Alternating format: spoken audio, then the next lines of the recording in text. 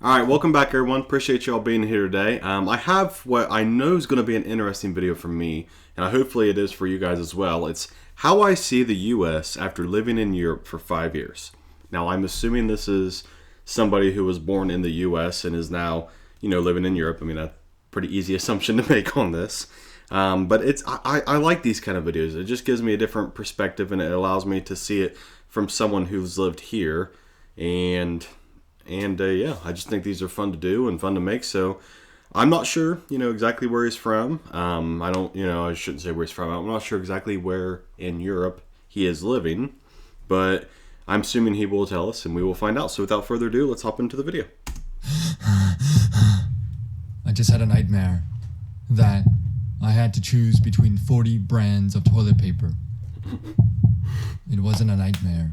This is the US. I always enjoy coming back to the US to see family, friends, nature. The nature is unbeatable, especially in a place like California. But living in the US is sort of like living in one big Hollywood movie. It's an experience.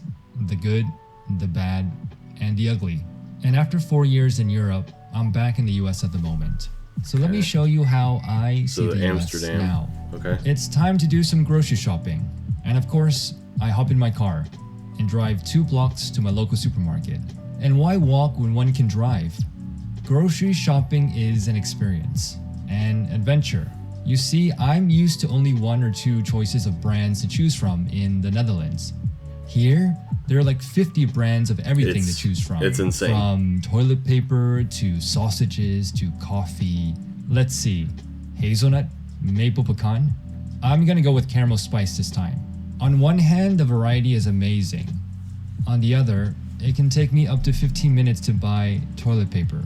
And oh, do you know about our national treasure, Costco?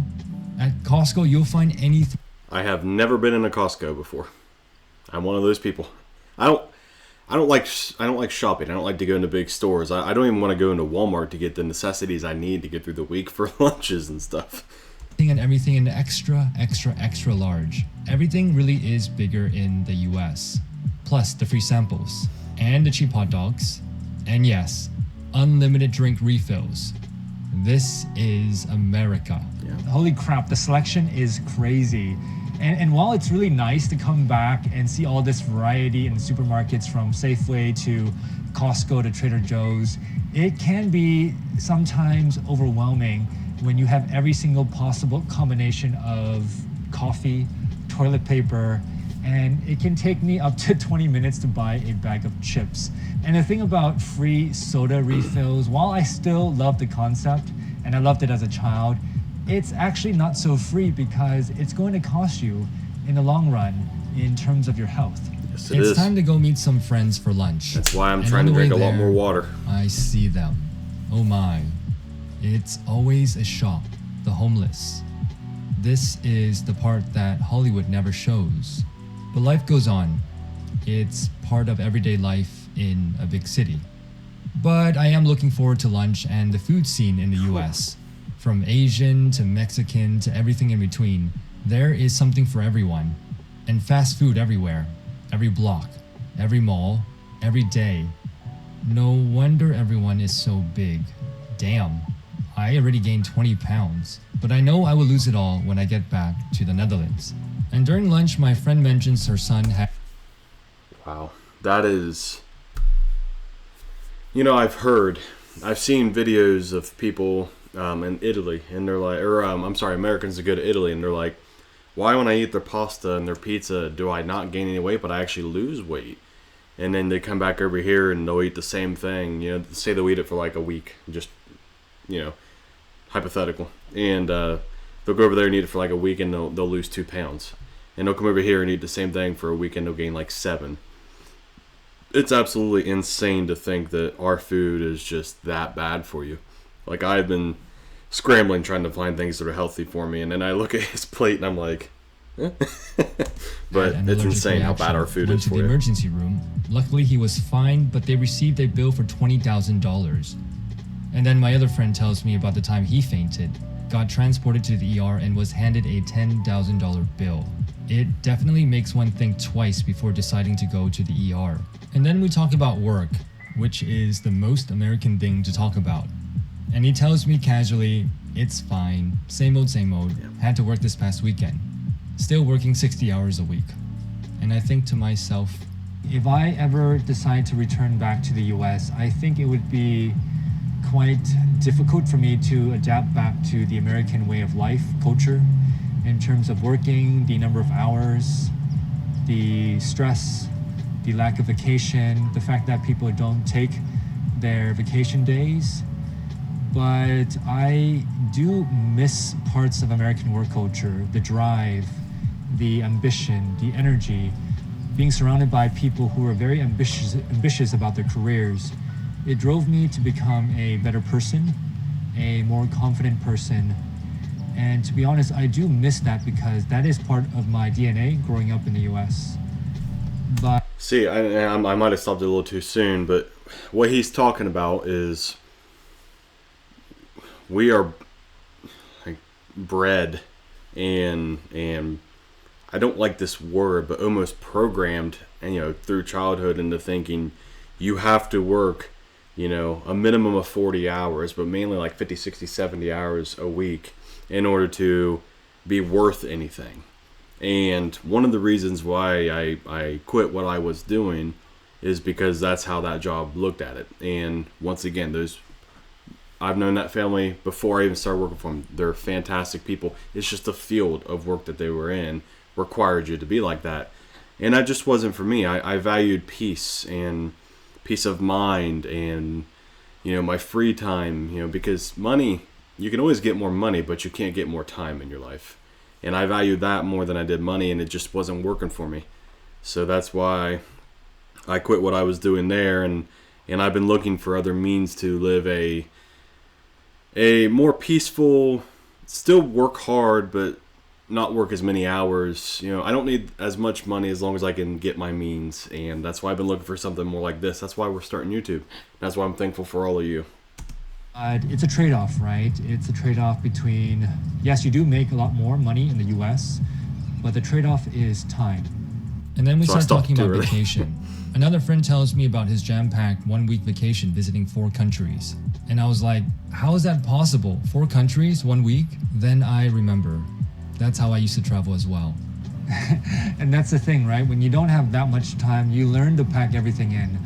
I remember when I was traveling to Europe during my first time, I traveled to 10 countries in 2 weeks because, well, when you only have 2 weeks, you learn to pack everything in. I had this Google Sheets, the agenda every day from 7 a.m. to 10 p.m. Every hour had an agenda, something to do.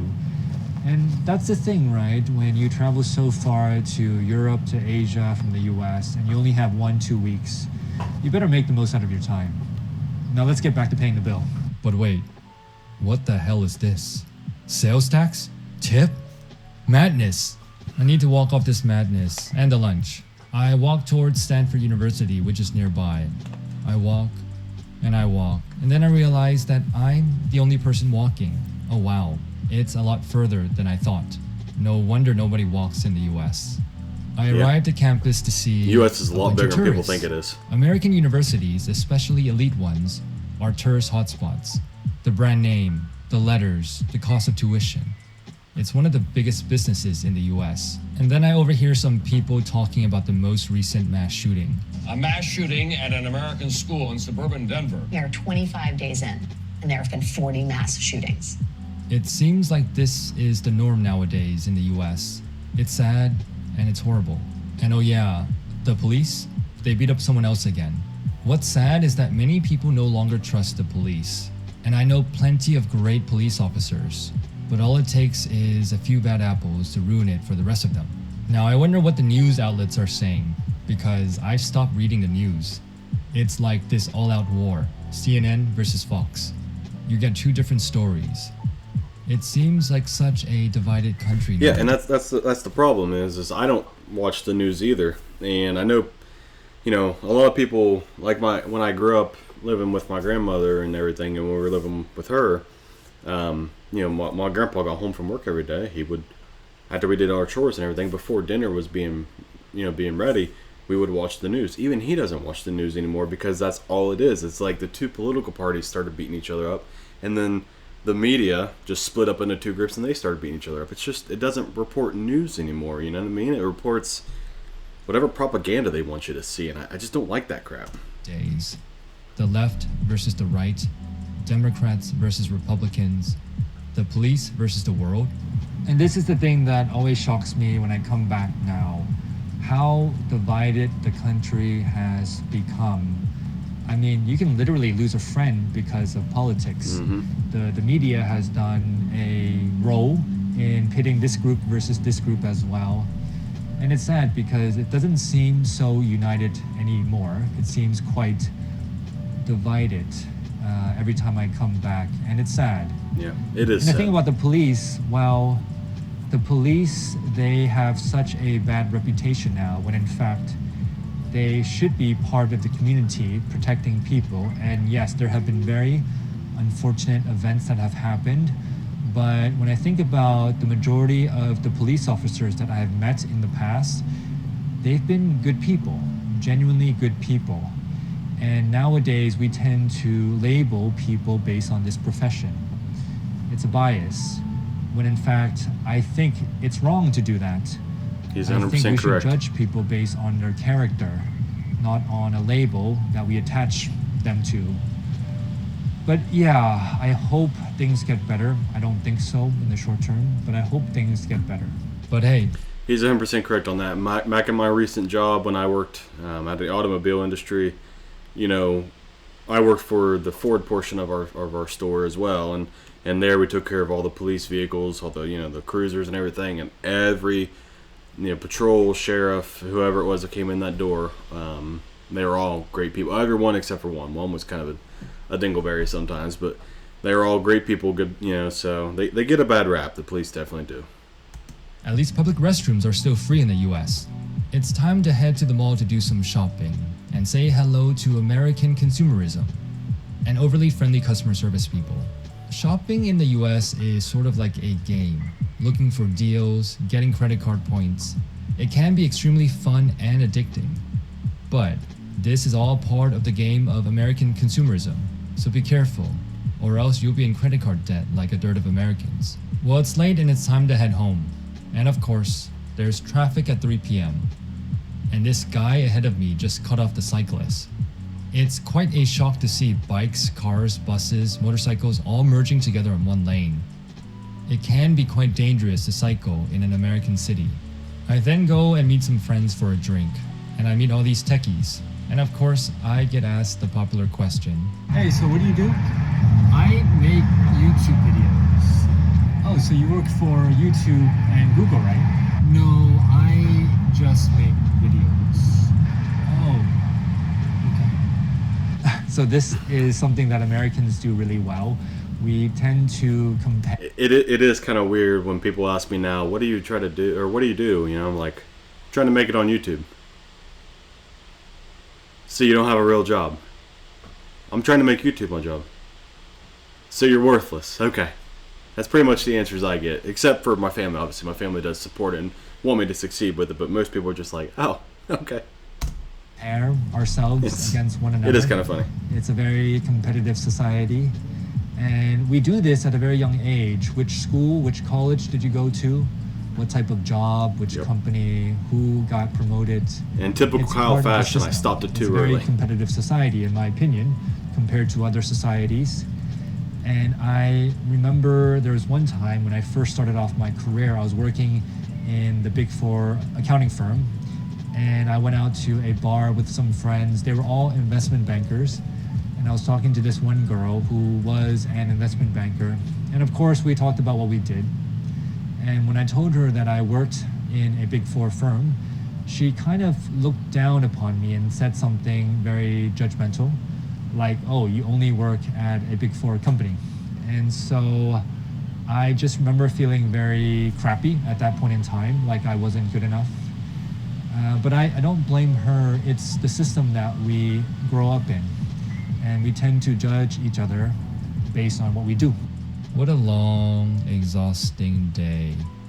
Just another day in Hollywood. just another day in the US of A. That was an interesting video. Okay, so that one kind of hit the head on the nail pretty well there. I kind of want to do one of these videos myself. I actually put it in the community pages about a month ago if you guys wanted me to do that, and some people said, well, yeah, we'd like a story time. Other people said, something along the lines of, we don't want you to get too personal, and I get it both ways, but that was an interesting video, and I really liked how he described some of the life here and how life works here in the U.S. and so yeah, that was really interesting, and I think I'm going to go ahead and do one of those videos on it just like he did here. It might come out tomorrow, it might come out within the next few weeks, I'm not sure, but I'm going to go ahead and do one of those videos just so you guys kind of get an idea of how I view the U.S. as, how it's changed in my time of being alive and everything else. But if you guys enjoyed that video, go ahead and leave a like on it if you would. That'd be fantastic. It helps me out tremendously. Subscribe to the channel. It's free for you, and it helps me out more than you can imagine. Share this video with all your friends. Comment down below. What do you think of his reasonings? What do you think of his views on America and Europe? And yeah, other than that, thank you all so much for being here, and we'll see you on the next one.